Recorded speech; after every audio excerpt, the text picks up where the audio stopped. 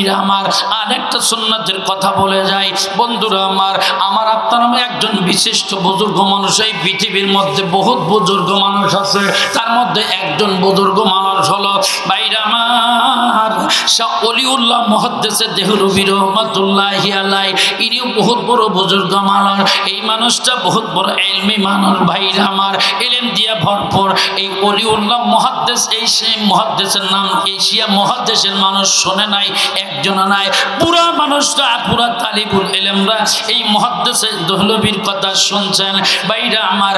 মুহাদ্দিস ওলিউল্লাহ মুহাদ্দিস দেহলভী রহমাতুল্লাহি আলাইহি যেই মাত্র তাসবিহটা হাতের মধ্যে নিয়ে ঘুমের যাওয়ার আগে পুত পবিত্র অবস্থান করে ভাইরা আমার ওযুটা সারিয়া যেই মাত্র তাসবিহটা হাতের মধ্যে নিয়ে বালিশের সাথে মাথাটা লাগায়া নবীর উপরে দরুদ শরীফ পাঠ করতেছেন, এমনকি সুন্নাতের আমল করতে করতে যেই মাত্র ঘুমের ঘরে যায় ওলিউল্লাহ বয়ান ফরমান, আমি যেই মাত্র ঘুমের ঘরে গেলাম একদিন হঠাৎ করে ঘুমের মধ্যে স্বপ্নের মাধ্যমে দেখতে পাই আমার নবীজি ওযু করতেছেন, আমার নবীজি ওযু করতেছেন। ওযু করার সময় সমস্ত সাহাবায়ে কেরামরা চতুর্দিকে বেষ্টন করে আসে, এমনকি আমার নবী ওযু করতেছেন, সমস্ত সাহাবায়ে কেরামরা ওযুর পানির জন্য পাগল পড়া হয়ে গেছে। একটু জোরে কন্যা সুবহানাল্লাহ।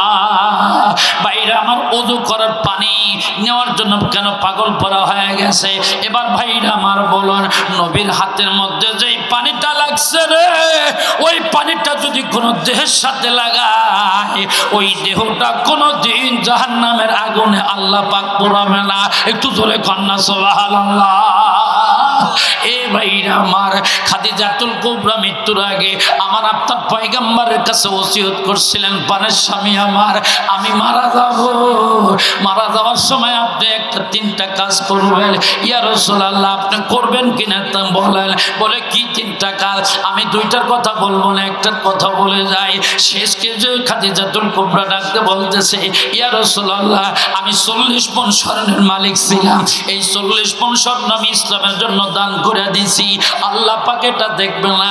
ইয়া রাসূলুল্লাহ আমি বড় ধনাঢ্য ব্যক্তি ছিলাম, পৃথিবীর সব মানুষেরা জানে। ইয়া রাসূলুল্লাহ আমি যেই সময় মারা যাব, মারা যাওয়ার শেষ কাফন দাফন করাবেন, আপনি ইচ্ছা করলে ওই মদিনার মক্কার কি বড় বড় মার্কেট থেকে নতুন কাপড় দিতে পারবেন। ইয়া রাসূলুল্লাহ আমি যেই মাত্র মারা যাব ওই নতুন কাপড়ের দরকার নাই, আপনার যে জুব্বা মোবারক আছে এই জুব্বা মোবারক দিয়া আপনি আমাকে কাফন বানায়া কবরে রাখবেন কিনা ওয়াদা দেন। যদি রাখেন তাহলে আমি মৃত্যুর জন্য প্রস্তুত আছি, আর না হলে বেইনসাফি হয়ে যাবে। ঠিক আছে খাদিজাতুল কুবরা তোমার ওসিয়ত করলাম। ভাইরা আমার কেন করলাম? ভাইরা আমার শোনেন, কেন পুরান কাপড় দিয়া ভাইরা আমার কাফন দাফন করাবে? কেন করবে ভাইরা আমার? খাদিজাও জানে নবীজির যেই জামাটা নবীজির দেহের মধ্যে লাগছে ওই কাপড় দিয়া যদি আমাকে কবর দেয়, ওই কবরের মাটি এবং জাহান্নামের আগুনে আমি খাদিজার দেহটা পোড়াইতে পারবে না। একটু জোরে কন্যা সুবহানাল্লাহ।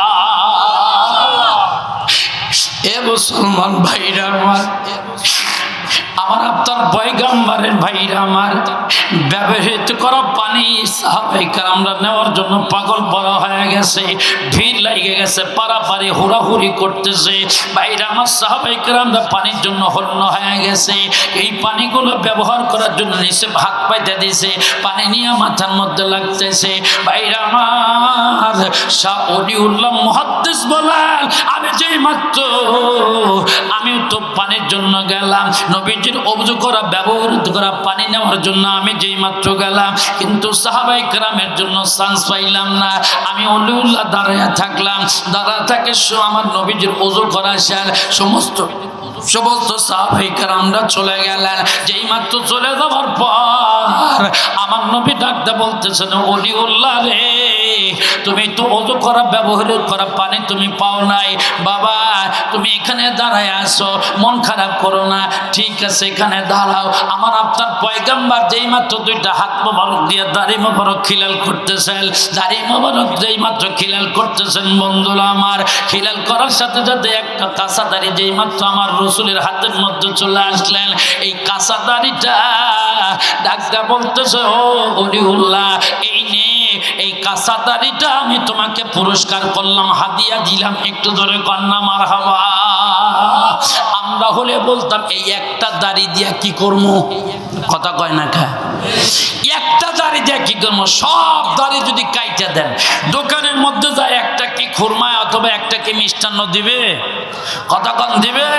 ভাইরা আমার ওলিউল্লাহ বয়ান ফরমান, আমি করতে রাখলাম, আমি যেই মাত্র দাড়ি মোবারকটা নিয়ে বাড়িতে আসলাম, বাড়িতে আসিয়া এই দাড়ি মোবারকটা কাঁচের গ্লাসের মধ্যে আবদ্ধ করলাম, দাড়ির মধ্যে আমি গোসল করাই দিলাম, সাবান মাখলাম, তেল মাখলাম, আমি নবীজির উঠায় একটা সুন্নতের দাড়ি হিসাবে। ভাইরা আমার আমাদের বাংলাদেশে দেখেন সাধারণ প্রধানমন্ত্রীর জুতা, কিন্তু প্রধানমন্ত্রীর জুতা যদি কাদাও থাকে গু থাকে, তারপরে কিন্তু ভাইরা আমার সেলা পেলারা সৈন্য বাহিনীরা কিন্তু মাথার মধ্যে নিয়ে থাকে, কথা কয় না? কিন্তু আমার রসুলের চাইতে প্রধানমন্ত্রীর দাম কম না বেশি? ভাইরা আমার কোনে প্রধানমন্ত্রী, কোনে আব্বাস আর কোনে গাব গাছ, কথা কয় না গা? ভাইরা আমার এই জন্য বলি দুনিয়ার প্রধানমন্ত্রী শ্রেষ্ঠ প্রধানমন্ত্রী ছিলেন আমার রসুলের চাইতে প্রধানমন্ত্রী এই পৃথিবীর মধ্যে আর একটাও শ্রেষ্ঠ প্রধানমন্ত্রী আসবে না, একটু ধরে কথা কন না, ঠিক না ভাই? ঠিক এ মুসলমান ভাইরা আমার রসুলের দেওয়া যেই মাত্র দাড়িকে সম্মান করতেছেন ওলিউল্লাহ মুহাদ্দিসে দেহলভী রহমাতুল্লাহি আলাইহি, যেই মাত্র সম্মান করার কারণে বাইরা আমার বাড়িতে নিয়ে গেলেন, বাড়িতে নিয়ে সাবান মাখলেন, তেল মাখলেন, গোসল করলেন, গোসল করায় দিলেন।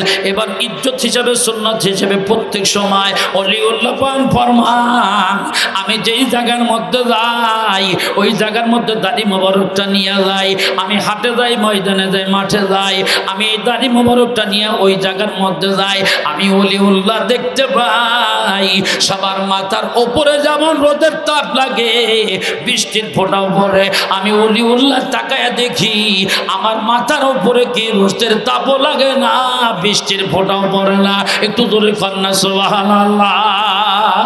ওলিউল্লাহ বয়ান ফরমান ব্যাপারটা কিরে, ওদের মাথার উপরে বৃষ্টির ফোঁটা, ওদের মাথার উপরে রোদ লাগে, আমি আমার মাথার উপরে রোদের তাপও লাগে না, বৃষ্টির ফোঁটাও পড়ে না, কারণটা কি একটু সিসিজ করে দেখার দরকার, একটু গবেষণা করার দরকার।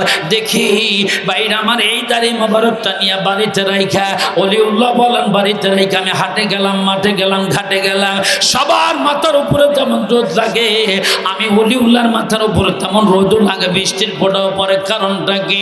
ওলিউল্লাহ বান ফরমান নবীর একটা ওঠায় একটা দাড়ি হেফাজত করার কারণে, সঙ্গে রাখার কারণে আল্লাহ রাব্বুল আলামিন যদি দুনিয়ার বৃষ্টির পানির থেকে বাঁচায় দিতে পারে, দুনিয়ার আকাশ থেকে রোদের তাপ যদি ভাইরা আমার বাঁচায় দিতে পারে, ওলিউল্লাহ বান ফরমান নবীর একটা সুন্নাত যদি কোনো ব্যক্তি আমল করতে পারে, নবীর তাজা একটা সুন্নাত দাড়ি যদি রাখতে পারে, মাথার মধ্যে টুপি যদি দিতে পারে, আমি ওলিউল্লাহ বয়ান করে গেলাম, খোদার কসম করে বলি রে, সুন্নাতের কারণে আল্লাহ রাব্বুল আলামিন আমাদেরকে জাহান্নামের আগুনে কখনো পোড়াবে না, জাহান্নামের আগুনের তাপ আমার আপনার মাথার মধ্যে কখনো লাগতে পারে না, একটু জোরে কন্যা সুবহানাল্লাহ। এ মুসলমান ভাইরা এই জন্য সুন্নাতের আমল করার দরকার আছে না নাই? কতক্ষণ আছে না নাই? বন্ধুরা আমার এই জন্য সুন্নাতগুলো ভাইরা আমার পুঙ্খানুপুঙ্খানুভাবে কি করবেন ভাইরা আমার আমল করবেন। আমি আপনাদের সামনে বন্ধুরা আমার আমি আপনাদের সামনে কষ্ট দিলাম, অনেক কষ্ট দিয়েছি, ঘড়ির কাঁটা প্রায় 12টা বাজার পথে, কষ্ট হচ্ছে? কতক্ষণ কষ্ট হচ্ছে বন্ধুরা আমার? হ্যাঁ বন্ধুরা আমার, আমি আরজ করতেছিলাম এই জন্য সুন্নাতের কোনো বিকল্প নাই। বাইরে আমার সুন্নাতগুলো আদায় করবেন, বাইরে আমার নবীর উপরে বেশি বেশি দরুদ শরীফ পাঠ করবেন, নবীর সাথে হাসর নাসর হইয়া যাবে। যদি আপনি দরুদ শরীফ এবং সুন্নাতের আমল করেন বাইরে আমার করতে করতে যদি মারাও যান, কবরে রাখতে দেরি হবে। আল্লাহ রাব্বুল আলামিনের ফেরেশতারা আপনার কবরের ভিতরে বেহেশতের বিছানা বিছাইতে দেরি হবে না। বন্ধুরা আমার, এই জন্য আমি খুতবার মধ্যে হাদিস পড়েছি। বন্ধুরা আমার, আল কবরু রাউযাতুম মিন রিয়াজিল জান্নাত আও হুফরাতিম মিন হুফারিন নার। কবরটা কারো জন্য হবে জান্নাতের বাগান, আর কারোরটা হবে ভাইরা আমার জাহান্নামের গর্ত। এ বন্ধুরা আমার, যদি কবরটাকে ফুলের বাগান বানাইতে চাল, নবীর সাথে হাসর নাসর করাইতে চাল, আমলের বিকল্প নাই।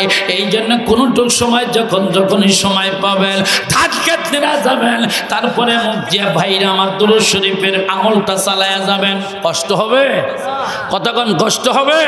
গাছে উঠছেন, আম পাড়তেছেন, আবার কি করতেছেন, খড়ি লাকড়িগুলা ফাটতেছেন কুড়াল দিয়ে।